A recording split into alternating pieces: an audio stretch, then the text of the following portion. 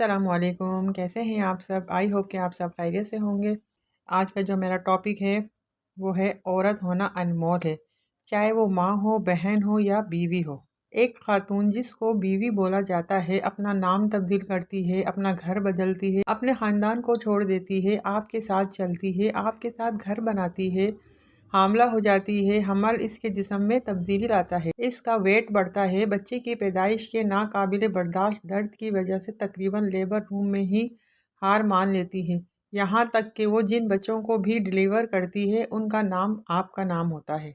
उसके मरने के दिन तक वो सब कुछ करती है, खाना पकाना, आपके घर की सफाई करना, आपके वालिदैन का ख्याल रखना, आपके बच्चों की परवरिश करना, आपको मशवरा देना, इस बात को यकीनी बनाना कि आप पुरसकून रहें, तमाम ख़ानदानी ताल्लुकात बरकरार रखें, हर वो चीज़ जिससे आपको फ़ायदा हो, कभी कभी अपनी सेहत, शौक़ और ख़ूबसूरती की कीमत पर।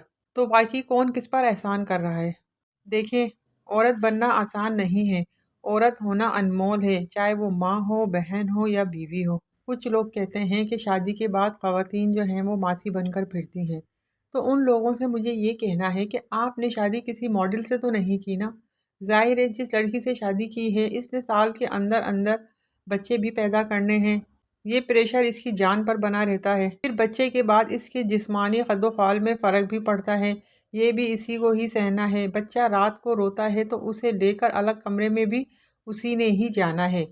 शायद ही कोई बाप बच्चे के साथ रात भर जागता हो, ये काम भी माँ को ही करना पड़ता है। सुबह उठकर आपके लिए नाश्ता बनाना और दिन भर घर के काम भी उसी के सर पर हैं। इसी हालत में यानी हमारे समाज में डिलीवरी के बाद शायद ही औरतें बामुश्किल एक हफ्ता आराम करती हों, क्योंकि वो फ़ौरन ही घर का काम जो है ना वो स्टार्ट कर देती हैं। जिस्मानी दर्द, थकन और चिड़चिड़ापन ये इनकी ज़िंदगी का मुस्तकिल ज़ेवर बन जाता है, जिसे ले के वो फिर रही होती हैं।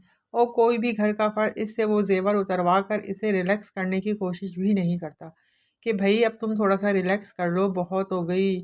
नहीं भई, वो अपनी सारी ज़िंदगी इसी थकन में गुजारती है।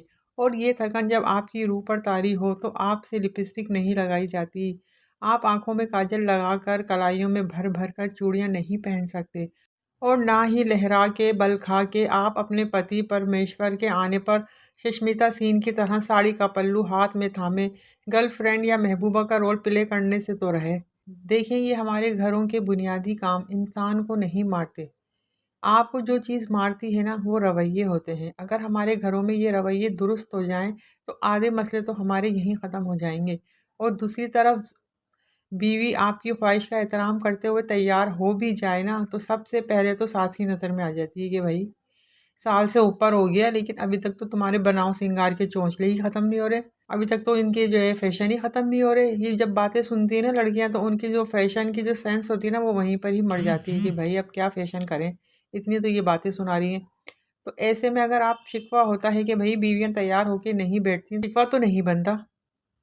बाकी क्या कभी आपने अपनी अदाओं पर गौर किया है? आप कौन-सा इत्र लगा के बागों में घुमा रहे होते हैं? बात सारी एहसास की है। अच्छे शौहर जो होते हैं ना वो बीवी की आंखों में आंसू लाने का सबब नहीं बनते।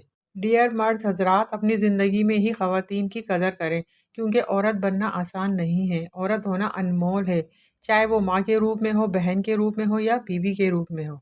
आई होप कि आपको आज की वीडियो पसंद आई होगी। वीडियो पसंद आई है तो मेरे चैनल को सब्सक्राइब करें और वीडियो को लाइक करें।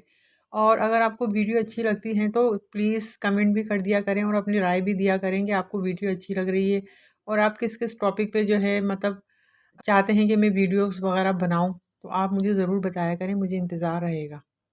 कल तक के लिए इजाज़त दीजिए। अल्लाह हाफ़िज़। अस्सलामु अलैकुम वरहमतुल्लाहि वबरकातुहू।